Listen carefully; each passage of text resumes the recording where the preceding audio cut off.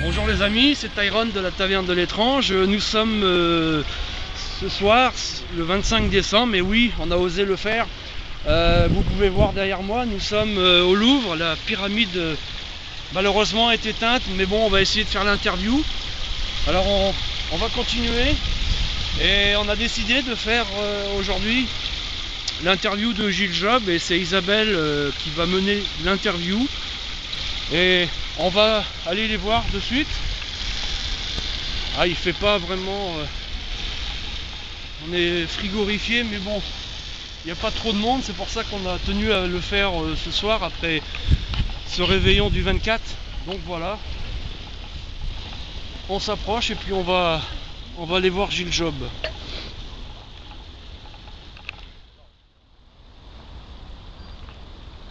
Bonjour Gilles. Bonsoir Tyrone. Bonsoir Tyrone. Bonsoir Isabelle. Ce soir nous sommes dans la cour du Grand Louvre, devant les pyramides, où nous recevons Gilles Job. Gilles Job qui a écrit un livre sur la théorie de Khéops.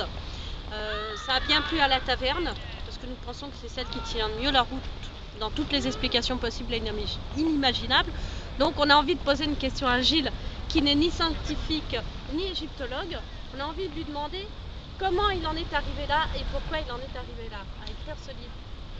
Ben, tout ça, ça part d'une réflexion qui commence l'année 1980 sur le sujet proprement dit de la pyramide, mais qui est liée aux données de la gravitation universelle, de la recherche sur l'énergie. J'avais un terreau préparatoire sur ce thème particulier depuis des années avant l'année 1980. Et la grande question que je me suis posée face à la problématique de Khéops, c'est de me dire, mais comment ont-ils pu élever autant de pierres en si peu de temps, puisque les données techniques sont claires, simples et précises, si on veut. C'est-à-dire qu'en 23 ans, les hommes de l'époque ont élevé environ 2 300 000 ou 2 400 000 pierres de 2,5 tonnes, environ 1 mètre cube, pour aboutir à une hauteur de plus de 146 mètres. Et donc à partir de là, j'ai réfléchi année après année, donc pour aboutir à une hypothèse assez étonnante, qui m'amenait à décrire un outil finalement ultra moderne qui pouvait s'appliquer à une industrie lourde de l'Antiquité qui donc n'avait que pour seul outil des cordes et du bois. Alors explique-nous, parce que toi tu n'es pas chercheur, donc comment ça s'est passé? Tu m'as dit tout à l'heure dans la voiture que c'était en construisant quelque chose chez toi, en essayant de monter un mur. Alors voilà, tu t'étais aperçu c'est-à-dire la chronologie des événements s'étale sur donc 21 ans en fait, mais à diverses périodes se sont inscrites lors de ces 21 ans, et notamment en 95, 96, j'avais à préparer une grande construction, c'était ma toiture énorme, 350 mètres carrés, et donc les travaux préparatoires m'ont amené à manipuler des charges assez importantes, pratiquement sans outils. Parce que bon, aujourd'hui, manipuler une poutre d'environ 500 kg avec un treuil ou un palan, c'est classique. Mais j'ai dû faire des travaux préparatoires, la poutre, pour préparer, nettoyer afin de la monter 3 mètres plus haut pour préparer la base de ma toiture, enfin du grenier si on veut. Donc c'est comme ça que je suis arrivé à réutiliser le système ancien des leviers avec mon épouse. Et on fait des choses très naturellement sans s'en rendre compte, puisqu'il s'est passé pratiquement encore 6 ans entre le moment où j'ai fait la synthèse, ce que j'appelle la synthèse hypothético-déductive, c'est-à-dire on cherche des hypothèses, on s'imagine des trucs plus ou moins abracadabrants, et le réel, le vécu, donc faire une synthèse entre une poutre de 500 kg et un bloc parallépipède, une pierre de 2,5 tonnes, c'est pas évident, si ce n'est qu'il y a un point commun, c'est la forme géométrique. Donc tu en arrives là, tu construis ton mur et ça te donne cette idée de te dire, tiens, les Égyptiens ont construit leur pyramide de cette façon. Ouais. Donc tu écris un livre. Et là, malheureusement, ta théorie, nous à la taverne, comme je le redis, nous l'avons trouvée très très bonne, mais tu te fais torpiller par le monde scientifique. C'est-à-dire qu'en fait, le monde scientifique, Bon, il n'a pas lu mon livre pour l'instant, donc je suis assez déçu, c'est vrai, parce que bon, en même temps, il faut laisser le temps au temps, comme on dirait. Mais bon, c'est difficile, hein. Je galère depuis 2001 pour essayer de me faire connaître, déjà pour trouver un producteur, pour pouvoir faire le livre. Bon, le livre était fait en gros à 99% par mes soins.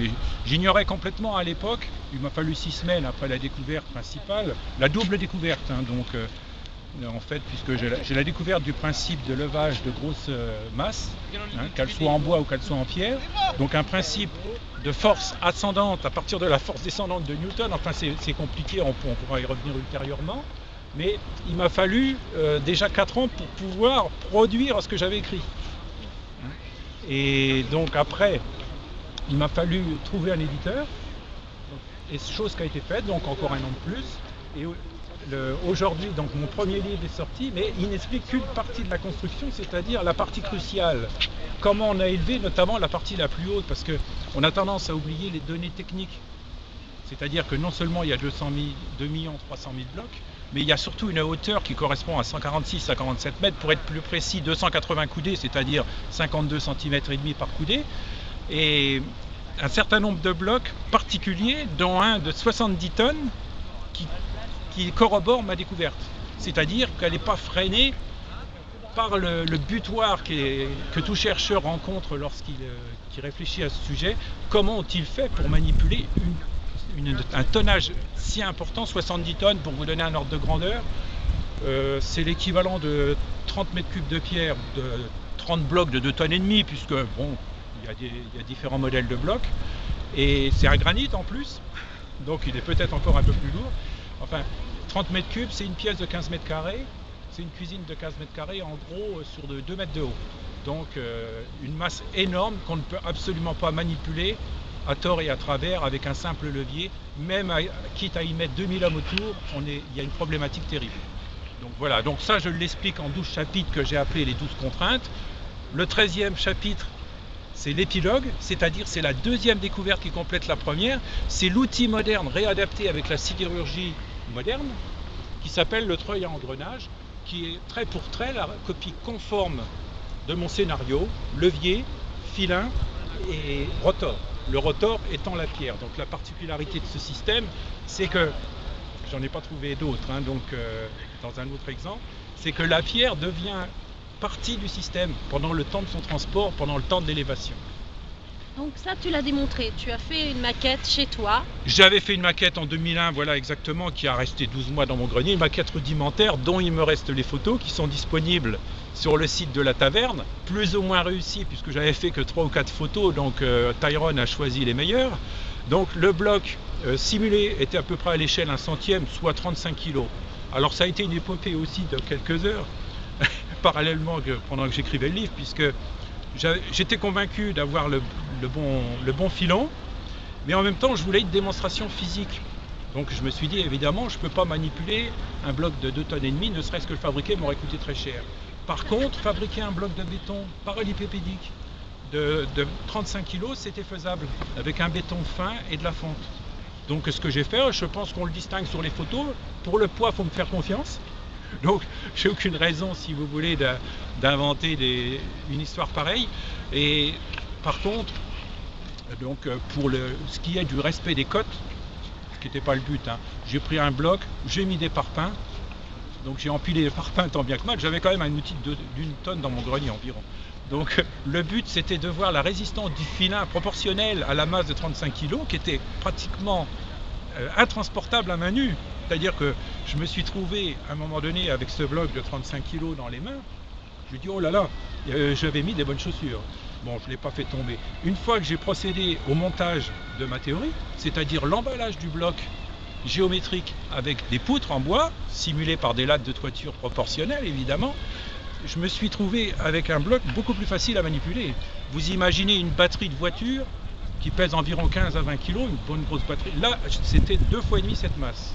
Et alors, on s'aperçoit qu'avec une ficelle, donc en l'occurrence là je prenais 2 ficelles hein, dans la théorie, il faut lire le livre, avec une petite ficelle qui ne pouvait en aucun cas traîner le bloc ni le porter d'aucune façon, je pouvais faire les manœuvres par contrepoids et par démultiplication, évidemment, qui est la base de la réussite du système. système et qui correspond au treuil moderne, qu'on appelle treuil en ligne, treuil en engrenage, tire-forge. Dans le monde rural, on parle beaucoup de tire-forge. Et le pire, c'est que j'avais cet outil chez moi depuis 20 ans pour de temps à autre tirer des masses, genre tronc d'arbre et choses comme ça. En fait, ce procédé est tout simple, compréhensible par tous, mais révolutionnaire dans son ensemble parce qu'il explique beaucoup de choses. Il explique beaucoup de choses. Pourrait remettre en cause toutes les théories qu'on a émises sur les pyramides jusqu'à maintenant. Donc, je sais que tu vas faire un deuxième livre, mais je sais aussi que tu aimerais bien pouvoir démontrer la véracité de tes propos. Donc ça, à nous, tu les as démontrés, mais il faudrait pouvoir le démontrer à d'autres gens. De quoi aurais-tu besoin maintenant, là, dans l'immédiat ? La véritable démonstration, donc si ce n'est de reconstruire la maquette, mais qui coûterait très cher, disons dans un format d'1 centième, mais très, très respectueuse des cotes, ça c'est clair. Je pensais à un montage électrique parce que je décris un système par impulsion. Donc il faudrait l'impulsion humaine à énergie musculaire, il faudrait qu'elle vienne d'une impulsion électrique, essayer de la reconstituer, qu'elle soit filmée. Donc, mais bon, le budget, je ne l'ai pas pour le moment. Peut-être que la bonne idée, ça serait, avant de franchir cette étape, ça serait de reconstituer les images par un système informatique qu'on appelle aujourd'hui image de synthèse. Et là non plus, je n'ai pas le budget, je suppose que ça se compte en milliers d'unités monétaires. Donc bon, c'est une question qu'il faut poser au public averti. Donc, on peut lancer un appel aux visiteurs de la taverne. Si vous êtes spécialisé dans ce domaine et que vous voulez aider Gilles Job, il n'y a pas de raison pour que vous ne preniez pas contact avec lui. Et de même que si vous voulez acheter son livre, vous pouvez prendre aussi contact par notre biais ou par le biais de la taverne où on a mis les coordonnées de Gilles Job pour pouvoir acheter son livre. Ce qui l'aiderait à pouvoir aussi écrire son deuxième livre, qui est pratiquement prêt d'ailleurs. Oui, le deuxième livre, il n'y a pas de souci, il est sur un ordinateur pas loin d'ici. Donc il manque quelques iconographies, quelques gravures à fignoler, parce que je n'ai pas un talent particulier de dessinateur, donc ce que je démontre, il faut pouvoir le mettre en gravure, couleur si possible, d'un format plus grand que mon petit livre de poche pratiquement. Mais le budget était déjà très lourd pour moi, donc pour ce premier livre. Bon, le but c'était de sauvegarder la clé de voûte du système. Elle n'explique pas en totalité le montage de la pyramide. Dans le deuxième livre, j'en explique beaucoup plus, évidemment. C'est plus cher, donc j'ai besoin d'avoir des suites favorables pour pouvoir continuer, sachant que le vrai projet, c'est un grand livre en format A3 que j'appelle, avec des grandes gravures, donc des spécialistes du dessin motivés par le sujet historique particulier de la révolution industrielle de l'homme il y a 4600 ans, qui est donc une entreprise de conquête quand même unique au monde. Il faut savoir quand même que la pyramide à l'origine, très peu de gens n'ont pu effectivement l'admirer, que c'était pratiquement un diamant fixé sur une émeraude qui est notre planète.